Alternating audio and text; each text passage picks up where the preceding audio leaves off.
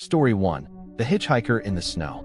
The first real snowfall of the year has a way of transforming everything you think you know. Roads you drive every day suddenly vanish under layers of white. Familiar signs and landmarks blur in the haze of falling flurries. What was once home becomes a stranger, shrouded, muffled, and changed. That night, Mark was reminded of that fact with every mile he drove. He worked later than usual, another double shift at the plant, because holiday season hours meant the company squeezed what they could from anyone willing to work. It was nearly midnight by the time he left the parking lot. The snow had already been falling for hours, and though the plows had passed once or twice, the back roads to his place were always neglected. He gripped the wheel tight, squinting through the twin beams of his headlights that seemed to dissolve into the thick curtain of snow. The radio was off. His phone was dead. There was nothing but the hum of the engine and the faint hiss of rubber over snow. The world was empty, silent, and endless.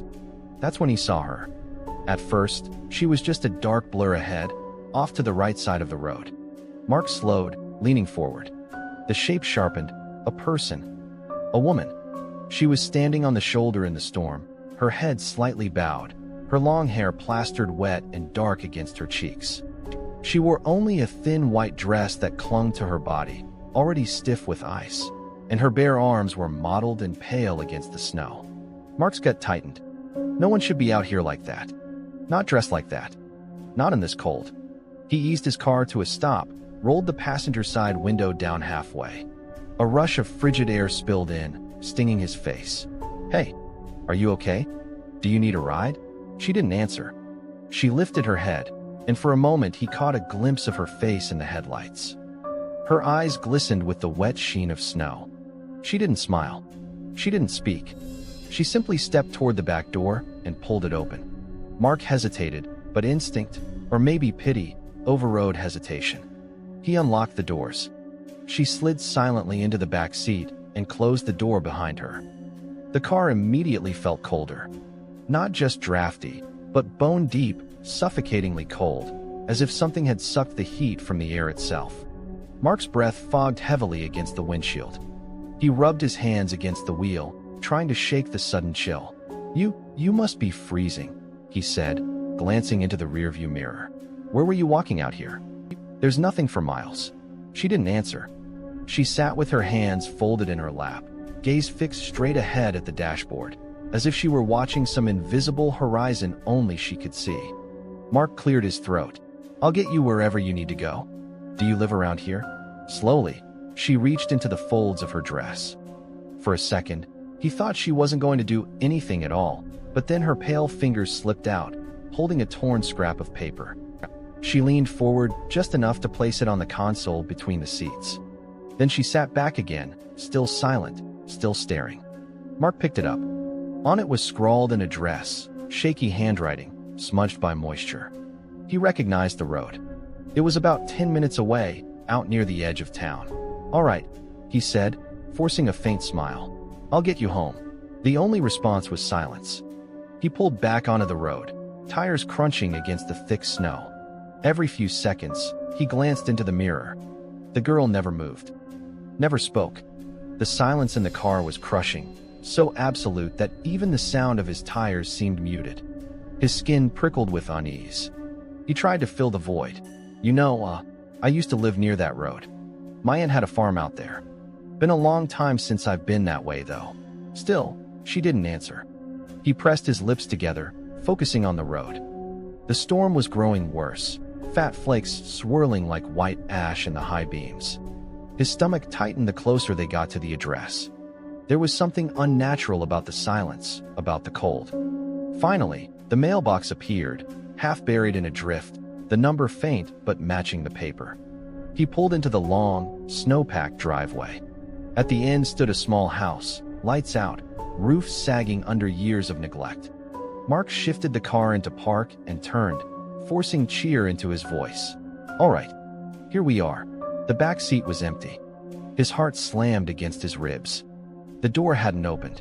He hadn't heard anything. But she was gone. The seat was wet where she had been sitting, a dark stain soaking into the upholstery. Mark sat frozen, staring at the empty space. Finally, he swallowed and forced himself to move. He shoved the car door open, boots crunching into the deep snow. The cold air cut him like knives as he stumbled to the front door of the house. His fist trembled as he knocked. For a long moment, nothing. Then, slowly, the door opened. An old woman stood there in a thick shawl, gray hair falling in wisps around her lined face. Her eyes narrowed at him. "What is it?" Mark swallowed. His throat was dry. I think I just picked up a girl. She gave me this address. She was standing out by the road in the snow, in just a dress. I brought her here, but he faltered. She was just here, in my car. And then she was gone. The woman's face drained of color. Her eyes filled with something between fear and grief. She clutched the edge of the doorframe. "What did she look like?" she asked softly. Mark described her, the long wet hair, the pale skin, the white dress. The woman's lips trembled. Her voice cracked. "That was my daughter." Mark blinked. She died," the old woman whispered. Her eyes glistened. "She died on that road. 30 years ago this winter. Walking home from a party. She froze before anyone found her." The storm howled behind them, snow swirling into the dark trees. Mark felt his blood run cold, the weight of realization sinking into his bones. The old woman's eyes shifted past him, over his shoulder, staring toward the car still idling in the driveway. Her lips parted, as if she saw something he couldn't. Mark turned, heart hammering. For the briefest second, through the blur of snow on his rear windshield, he thought he saw her again, sitting in the back seat, watching him. The next blink, she was gone. Story 2, The Locked Cabin. The mountains always look beautiful in the snow. That's what had convinced Marissa to book the cabin in the first place. A long weekend escape with her closest friends, away from the city, away from school, away from the constant ping of notifications and noise. Just the 5 of them. A wood-burning fireplace, shelves of old board games, hot chocolate by the mug, and trails winding through frosted trees. The perfect way to welcome winter. They had piled into her SUV that Friday afternoon, winding up the narrow mountain roads as the first flakes began to fall. By the time they reached the cabin, a squat structure tucked between towering pines, the world was already white. They laughed as they carried bags inside, the crunch of boots and the sting of cold air only adding to the thrill. Inside, the cabin was small but warm. A stone fireplace dominated the living room, the smell of pine wood still clinging to the chimney. The kitchen was dated, its appliances humming faintly. There were 3 bedrooms, 2 with bunks, 1 with a sagging double bed. The furniture was rustic and heavy, as if it had been sitting there for decades. "It's perfect," Marissa had said, clapping her hands together. Her friends agreed, though Derek made a face at the mounted deer head above the fireplace. That night, they cooked a simple dinner, pasta and garlic bread. They opened wine, played a few board games, and settled in as the storm outside thickened. The snow came down in sheets, carried by winds that moaned through the trees. By 10 o'clock, the windows rattled in their frames, the panes flashing white whenever the lightning forked across the sky. They were in the middle of a heated round of Monopoly when the lights flickered. Then they died. The cabin was plunged into darkness. "Whoa," said Tyler, fumbling for his phone flashlight. "Don't worry," said Marissa quickly, her voice a touch higher than usual. "There's candles in the kitchen. I saw them earlier." Within minutes, the cabin glowed again, though this time in flickering yellow flames. Shadows jumped across the log walls, their movements exaggerated and sinister. The wind screamed louder than before, rattling the shutters until it sounded like claws against the wood. That's when Zoe noticed the door. She was closest to it, sitting in the armchair that faced the entryway. She turned her head absently, then froze. Her candle trembled in her hand. Guys, they all turned. The front door, the heavy wooden door that Derek had locked earlier, sliding the thick iron bolt into place and securing the chain, was open. Only a crack, just a few inches, but enough for the wind to whistle through, carrying snowflakes that hissed against the floorboards. "Okay, who did that?" Derek asked, standing. "Not me," said Marissa. "I locked it," Derek said firmly, marching to the door. Locked it. Bolt. Chain. Everything." He shut it again, sliding the bolt into place with a loud scrape. He yanked the chain tight until it clinked. See? Solid. Everyone exchanged uneasy looks. The night dragged on. They returned to their games, though the mood was fractured. The storm outside was relentless, hammering the roof, pushing gusts against the walls until the whole cabin groaned. Every so often, they glanced at the door. At midnight, it happened again. The chain clinked, the bolt scraped, and slowly, impossibly, the heavy door swung open. A swirl of snow blasted in, extinguishing the nearest candle. Marissa screamed. Derek lunged forward, slamming it shut once more. He locked it furiously, shoving his shoulder against the wood as if daring something unseen to push back. "This is bullshit," Tyler muttered, running a hand through his hair. "The wind. It's gotta be the wind." "That door weighs like 50 pounds, Derek snapped. "The wind isn't undoing bolts and chains." Unease thickened between them. They lit more candles. They moved closer together. Their voices grew hushed, though no one admitted why. By 2 a.m., Zoe whispered the words no one wanted to hear. "Look at the floor." They followed her trembling finger. The rug had been pushed aside slightly, revealing wet marks on the wooden boards. Not water from boots. Not melted snow. Footprints. Bare footprints. They led from the open door across the living room and ended in the middle of the floor. No turn. No exit. Just gone. Everyone backed up instinctively, as though distance might offer safety. "I want to leave," said Marissa, clutching her phone though it had no service here. "In this storm?" Derek asked. His voice was thin. "We'd crash before we even got down the mountain." So they stayed. None of them slept. The candles sputtered low, and the fire died out in the hearth. They sat wrapped in blankets, flinching at every gust of wind, every creak of the old timbers. When dawn finally bled gray through the storm, they thought maybe they had survived it. Maybe the night had been some collective trick of nerves and shadows. Then Zoe gasped. The others turned to the windows. Frost had thickened over the glass in icy webs. And carved into that frost, on every window, in jagged, crude letters from the outside, were the words, "Let me in." Story 3, The School Bus in the Blizzard. Jamie had always loved basketball practice, even when it ran late. The empty gym after dark, echoing with the sound of the ball slamming against hardwood, was its own kind of comfort. But on that December night, the comfort had slipped away. The storm had rolled in faster than anyone expected, burying the small town in white, choking the streets in a thick, swirling curtain of snow.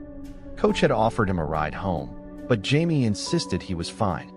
His house wasn't far, just a 15-minute walk if he cut across the park and followed the road. He'd walked it plenty of times. Besides, the independence of trudging through the cold made him feel grown, like he could take care of himself. He regretted that decision within 5 minutes. The snow came down like a wall, flakes stinging his face, piling on his hood until the fabric sagged. Every step was a battle, his shoes sinking past his ankles, the road beneath him vanishing. His breaths came out in gasps of steam, immediately stolen by the wind. His legs ached, his fingers numbed even through his gloves. The town was silent. No headlights cutting through the storm, no neighbors shoveling driveways. Just him, swallowed by the storm. That's when he heard it. A low rumble, muffled by snow, growing louder. At first, he thought it was the plow, a savior clearing the streets, someone who could give him a ride the rest of the way home. But as the sound grew nearer, it was different. Too steady, too slow. A pair of headlights cut through the white curtain, yellowish and hazy. Jamie squinted, blinking snow from his lashes. The outline came into view, a bus. Not the sleek, modern buses he saw in town, but an old one, rounded corners, faded yellow paint streaked with rust, its frame hulking against the storm. Its wipers dragged across the windshield with an agonized squeal, barely keeping up with the buildup of frost. The bus slowed beside him, tires crunching through the snow like it wasn't even there. The door groaned open, spilling a slice of light onto the road. "Get in, son," the driver said. His voice was gravelly, tired. The man wore a faded uniform cap pulled low, his lined face shadowed. Jamie hesitated, his instincts prickling. But the storm was merciless, and the heat wafting from the open door felt like a miracle. "Thank you," Jamie stammered, climbing aboard. He stopped just inside. The bus was full, every seat occupied, but not by kids his age. The passengers sat perfectly still, their faces pale, their eyes wide and glassy. Some were rimed with frost, their eyelashes clumped with ice crystals. Their breath didn't fog the air. Their clothes looked strange. Some wore Letterman jackets faded to gray, others heavy wool coats that belonged in black and white photographs. A girl in a summer dress sat in the second row, her hair stiff with ice.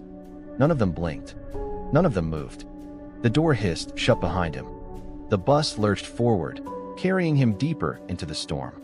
Jamie clutched the nearest pole, heart hammering. He tried to catch the driver's eye in the mirror, but the man stared straight ahead, hands clenched on the wheel. Jamie said, his voice shaking. "Can you drop me off on Maple? Near the park." The driver didn't respond. The silence in the bus was suffocating. Not even the creak of shifting seats, not a single cough or sniffle. Only the groan of the engine and the storm battering the metal walls. Jamie sank into an empty space at the very back, squeezing himself into the corner. His breath puffed clouds in front of his face, but no one else's did. He pulled his hood tighter, trying not to stare. The bus drove on. Minutes blurred. The windows frosted over until the outside world was gone, swallowed by a thick sheet of ice. Jamie's stomach twisted. This wasn't the road home. He knew these streets, knew the rhythm of turns and stoplights.